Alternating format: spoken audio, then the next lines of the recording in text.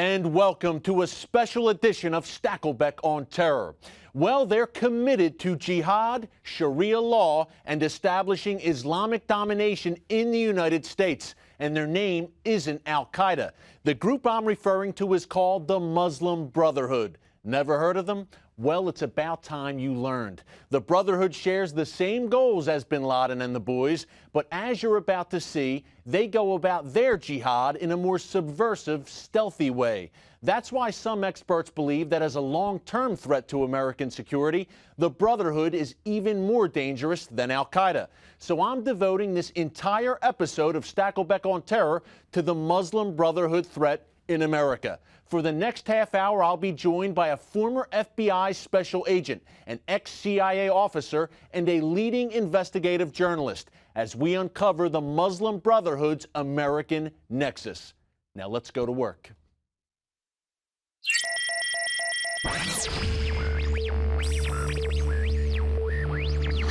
I'm joined now by three of the country's leading experts on the Muslim Brotherhood.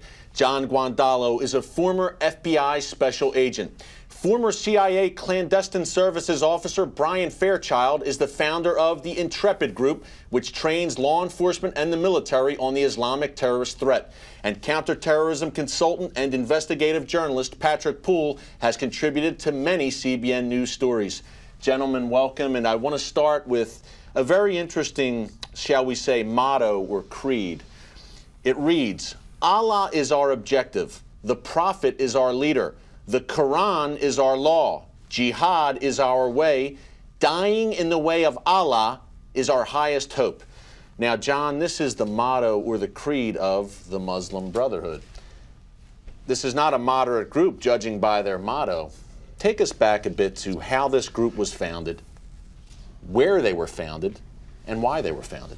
The Muslim Brotherhood was founded in 1928 in Cairo, Egypt, outside of Cairo, Egypt, by a man named Hassan al-Banna, the son of a prominent imam. And Hassan al-Banna founded, and the group with him founded the Brotherhood, which was originally called the Society of Muslim Brothers. The Brotherhood was created to reestablish the global Islamic State, which is called the Caliphate, and implement Islamic law. Nasser, a little history lesson, the secular Egyptian leader, saw these guys as a threat. Long story short, a lot of the Brotherhood leaders fled to Saudi Arabia. Surprise. Brian, talk about the Saudi-Muslim Brotherhood nexus and how historically they kind of forged a relationship and they've kind of worked together throughout the years. Yeah, the Muslim Brotherhood are, at their very heart, are Salafi, right? And which is Saudi Arabia. Why is that dangerous? Well, it's dangerous because they focus on Sharia law, and they focus on Sharia law only. When you take that ideology and you live it on a day-to-day basis, it's a violent ideology because of the jihad verses in the Quran. And this is the ideology of Al-Qaeda, of all the Islamic terrorists who want to kill us and our kids. Exactly. And I might just add that we as a country, we have a hard time understanding this concept of radicalization. And when you go back and you look at these organizations, Hassan al-Banna influenced a man by the name of Maududi, who was in Pakistan, India at the time. Maududi influenced a man by the name of Saeed Qutb, who then influenced Osama bin Laden and Ayman al-Zawahiri and Anwar al-Awlaki.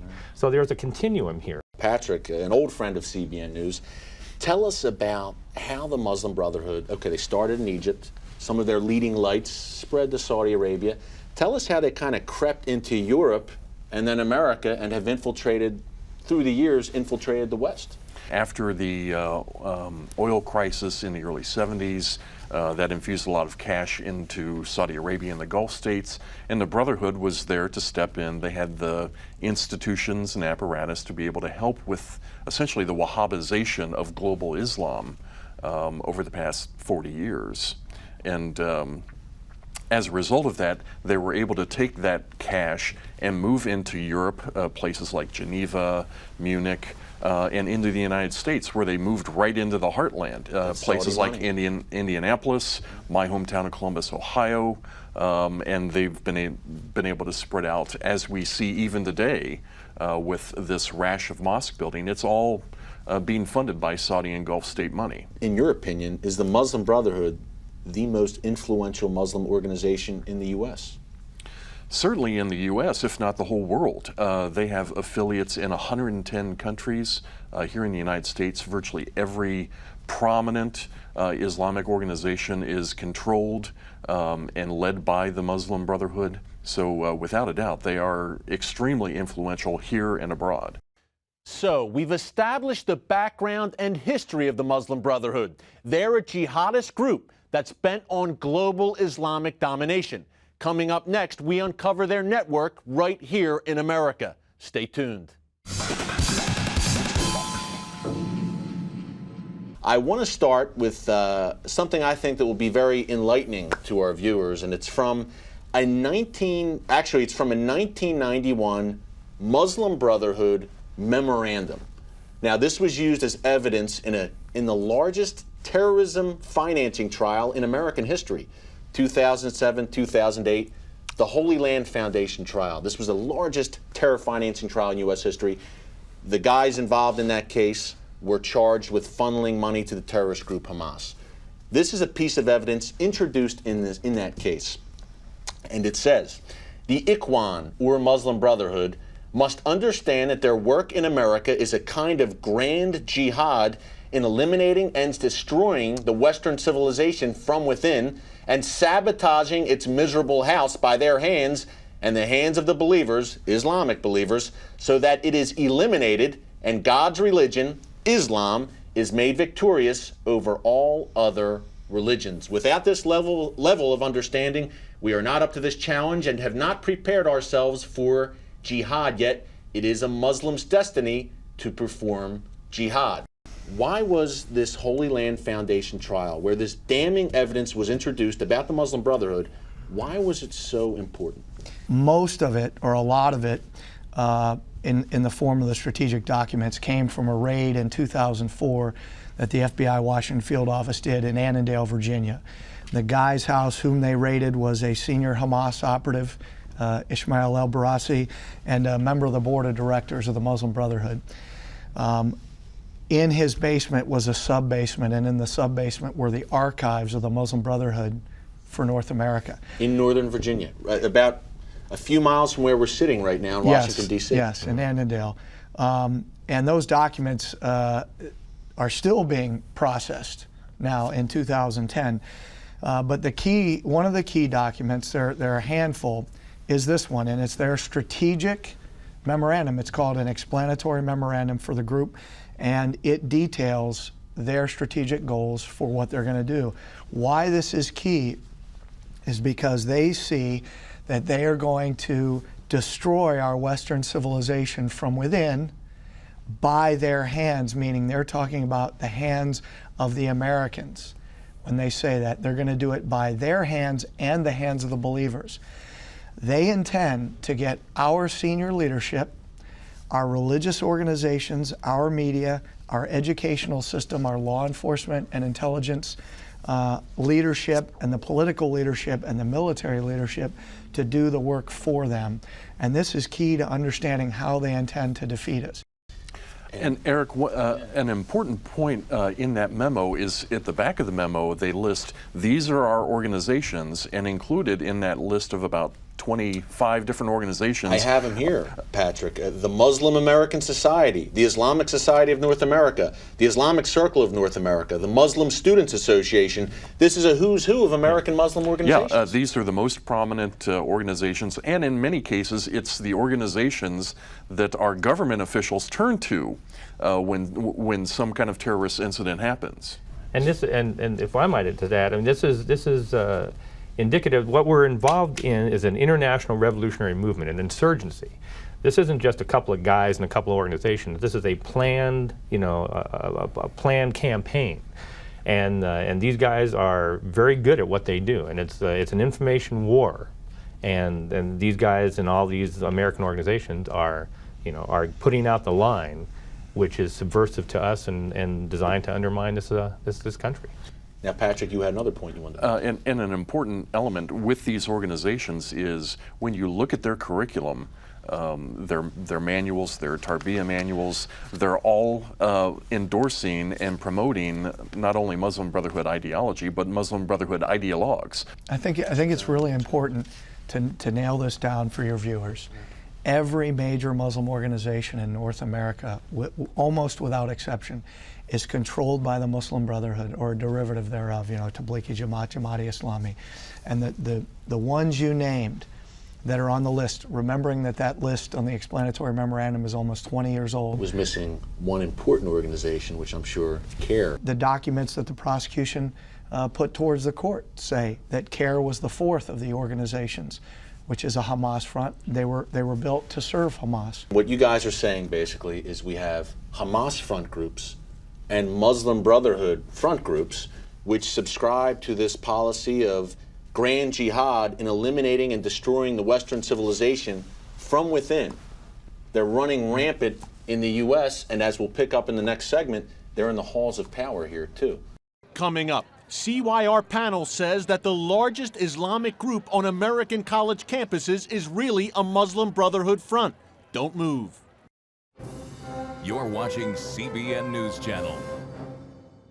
We left off last time with how Muslim Brotherhood front groups, Hamas support front groups, have become the leading Muslim organizations right here in the U.S.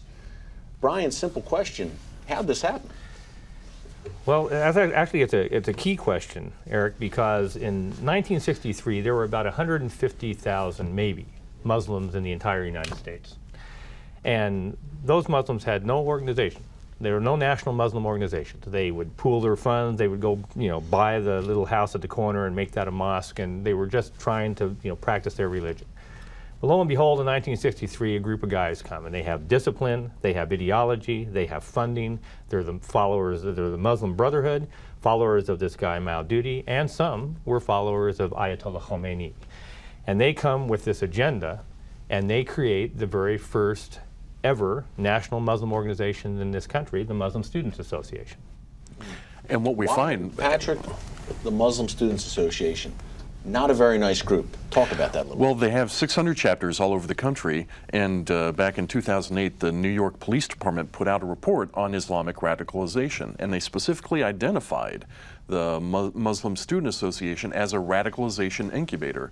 And experience really bears this out. I just published an article a couple weeks ago about how major MSA leaders, not fringe figures in the group, but major leaders have been convicted in terrorist plots. Just last year in Pakistan, Rami Zamzam, who headed up the MSA Council right here in Washington, D.C., was convicted on terrorism charges over in Pakistan. And let me stop you right there, Patrick.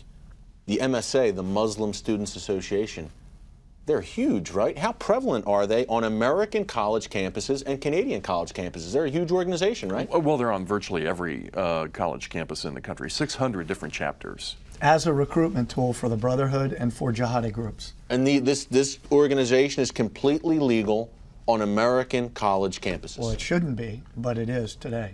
John, I want to ask you about another Brotherhood link group, which shouldn't be confused with the MSA, the MAS, the Muslim American Society. Now, this is one of the leading Brotherhood front groups in this country, right? Sure it is. It was founded in the early 90s.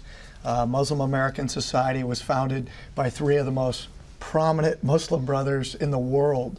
The leading was Ahmed al-Qadi, who was the senior leader of the Muslim Brotherhood in the United States for the mid-80s to the mid-90s. He was one of the founders. Jamal Badawi, who is a leading Muslim brother. He's still around now, right? He is. He is a senior leader in many of the Muslim Brotherhood front groups, and he's a co-conspirator in the Holy Land Foundation trial. Which we mentioned in segment 2. And the other guy is a guy named Omar Subani, who is a member of the board of directors for the Muslim Brotherhood in the United States, also a known member of Hamas through documents in the Holy Land Foundation as well. So these are your three founders from the Muslim American Society. Right off the bat, you know it's a Muslim Brotherhood front group. And in the Sabri Ben Khallah case, a terrorism case, the U.S. government said that the MAS is an overt arm of the Muslim Brotherhood.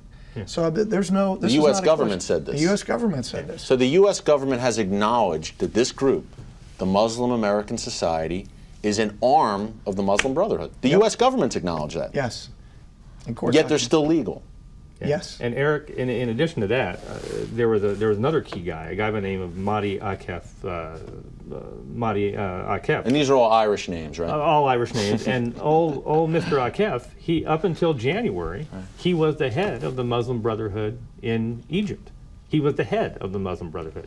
He came and dealt with Ahmed al-Qadi when they got together and decided that they would create the Muslim American Society. They were two clandestine Muslim Brotherhood operatives. Al-Qadi, self-admittedly, was the leader of the clandestine Muslim Brotherhood from 1984 to 1994 in this country.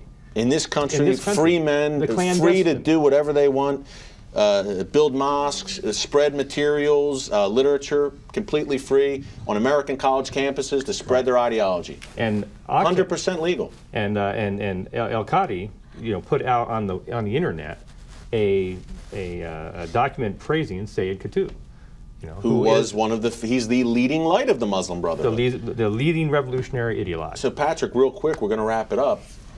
They're not hiding this. Well, They don't hide it. Their allegiances, their ideology, they don't hide it. It's all up there. It's out in the open. And if a U.S. government official wanted to do a Google search, they could find these Brotherhood links among all these groups. Sure, and it's important to note they're not just operating openly, they're advancing. With the Muslim American Society, we see that they're infiltrating just outright all-American institutions like the Boy Scouts. And we're going to pick it up there in the next segment. My head is about to explode, guys. This is maddening, and you gentlemen are doing a great service to this country to bring this threat to light. Up next, is the Muslim Brotherhood's American strategy an insurgency? We also examine the Brotherhood's Nazi ties. Stay tuned. The 700 Club. See it as never before. The stories, the places, the people. So close, you'll feel as though you were there. The 700 Club, now in HD. We left last time talking about how this group has penetrated many of the institutions in America. And John, you have called this, you have described the Muslim Brotherhood movement in America as an insurgency. It's a pretty strong word. Explain. In the early 80s, they created the Islamic Society in North America to be the nucleus of the movement in North America. So we see in 82... They're based right in Indiana, in the heartland, that group. They're national headquarters. Yes, they are. Yes, they are. You see, it's in Plainfield, Indiana. You see a spike of over 100 organizations across the country, all affiliated or nearly all affiliated with ISNA or related groups, so they're subsidiaries. Right now, we can see nearly 100 organizations every year being created. And when you look at how they're Brotherhood-linked organizations. Brotherhood-linked or certainly ideologically aligned groups. Right. And so you have that, and then you also have the fact that we can't forget, we talked in the previous segments, that within the Muslim Brotherhood structure is the special section, which was originally the secret apparatus that was created to kill, assassinate, to do acts of violence against their enemies. It's Now inherent to the Brotherhood. This special apparatus that John talks about, Brian, the Brotherhood was indeed, and still is, a violent organization, inherently violent, as we explained the motto in the very first segment we did here, jihad is our way. What's the deal with this special apparatus that John talks about, and are they active here in America? Yeah, well, very interesting how it all came about. Hassan al-Banna created this organization in 1928, and he relied on young people. He created youth groups, eventually took over the International Boy Scout movement in Egypt and created this organization. Well, he called these folks, these young kids, Rover Scouts. And from the Rover Scouts, they made Rover Scouts the security for the organization. And they would also go and disrupt demonstrations and so forth of other organizations in Egypt. And out of that, they formed a nucleus of with support from Nazi Germany and the German military intelligence. So let me get this straight. This group, the Muslim Brotherhood, which we've been discussing, this is the fourth segment now. There was some ideological, some cooperation with the Nazis. Exactly. And they actually helped establish the special section known in the media as the secret apparatus, as their military terrorist wing. And we had senior Nazis who converted to Islam after World War II, guys like Ahmed Huber, who became integral in the Muslim Brotherhood financial moved to network. Egypt, I think. A few Nazis actually moved to Egypt. They sought refuge there. And Patrick, this is a very, as much as they're out there and they're clearly, hey, you know, this is our ideology, this is a very, in a lot of ways, still secretive organization, would you say, the Muslim Brotherhood? Sure, and that's one of their, that's part of the insurgency, is operating these front groups, is masking their intent. And we see groups like the ISNA, which John was talking the Islamic about. Society of North America, which pretty much has an office in the Obama White House, but they were also working with the Bush administration beforehand. We're going to get into that in the next segment. And ISNA was a group that was co-founded by Sami al-Arian, who's has been convicted for being the North American leader for Palestinian Islamic Jihad. He was the head of a terrorist group, and he was one of the co-founders for the Islamic Society of North America. Can I come back to your original question about the insurgency? Two big points. Brian brought it up. One thing we need to keep in mind when we talk about how can they be so successful. The Muslim Brothers worked overseas in Egypt and then the broader Middle East, where you had inherent security services trying to find them and capture them. They survived working underground like that. Many of them are trained intelligence officers. So when those guys come to the United States and start dealing with senators, they start dealing with assistant directors of the FBI, the CIA, State Department, now DHS, state governments, chiefs of police, these are professionally trained individuals who understand how to survive and how to work their way and insinuate themselves into the system. Coming up, we take a look at the most notorious of the Brotherhood's American front groups. Say hello to CARE. That's up next. You're watching CBN News Channel. Available on the web 24/7 at cbnnewschannel.com. I want to pick up, John, with a group called the Council on American Islamic Relations, CARE. Now, we've talked about this whole alphabet soup of Muslim Brotherhood connected American Islamic groups. CARE may be the most notorious. Talk a little bit about them, and then we want to get into how CARE and these groups have infiltrated the halls of power here in America. Well, I think I would actually start with that is when you think about it, how is it possible that all these things have happened? How is it possible that the man who founded the Muslim chaplain program for the Department of Defense is an Al-Qaeda operative and now in jail for 23 years for that, and being involved in a plot to kill the Saudi Crown Prince with Al-Qaeda operatives? And his name is? Abdurrahman al-Amoudi. And he had an open door in the Clinton and Bush White Houses, if I'm not mistaken. Yes, he did. An Al-Qaeda operative. An Al-Qaeda operative. Interesting. You've got, how is it that, you know, the very first Muslim to offer prayers in U.S. Congress, Siraj Wahhaj, is an unindicted co-conspirator in the '93 World Trade Center bombing. And the list goes on and on. How is it possible that one of the senior Hamas leaders in America is now the Human Rights Commissioner for Jacksonville, Florida?